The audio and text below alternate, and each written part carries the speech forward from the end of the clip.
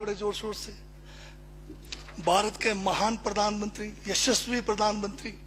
अब मैं ये पूछना चाहता हूं, भूटान को 10,000 करोड़, मंगोलिया को 70,000 करोड़, बांग्लादेश को 15,000 करोड़, मॉरिशस को 5,000 करोड़, नेपाल और अफ्रीका के देशों को 39 अरब करोड़, सरदार स्टैच्यू को 3,000 करोड़, उद्योगपतियों का ऋण माफ करने के लिए 5,55,000 करोड़, मोदी की विदेश यात्राओं पर 25,000 करोड़ और बीजेपी का मुख्यालय का 350 करोड़, मोदी और बीजेपी के विज्ञान पे 5,000 करोड़, मोदी की सुरक्षा में 24 घंटे में 1 करोड़ रुपए दिन का खर्च कर रहे हैं और साल में 591 करोड़ 30 लाख रुपए आप खर्च कर रहे हैं।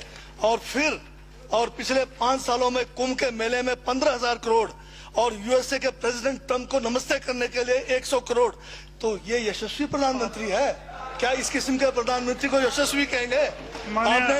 आपने जो है भारत को उच्चतम बेरोजगारी के दर पर पहुंचा दिया है। आज विश्व में भारत जो है भूखमरी में बांग्लादेश से भी नीचे है, आज पाकिस्तान से भी नीचे है। जिस देश में 25% जो है रात को भूखा सोए, उस देश का प्रधानमंत्री यशस्वी है क्या? जिसने देश की आर्थिकी को बिल्कुल नीचे कर दिया, छिन भिन कर दिया, जिसने जीडीपी खत्म कर दिया, जिसने नोटबंदी में लोगों को जो है नोटबंदी के तहत जो है लोगों को मरवा दिया, जिसने नौकरियां खत्म करा दी, जिसने महंगाई चरम पे पहुंचाई, जिसने पेट्रोल 100 रुपए कर दिया, डीजल 100 रुपए कर दिया, क्या वो यशस्वी है? क्या उसको यशस्वी कहेंगे आप?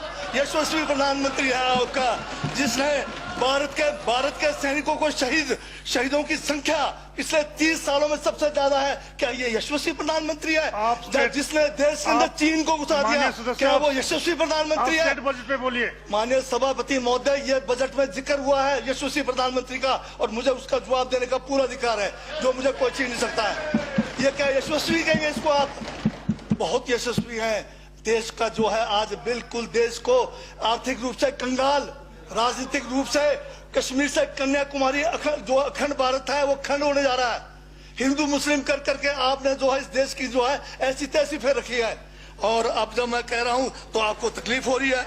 आप बताइए क्या तकलीफ की उसमें है?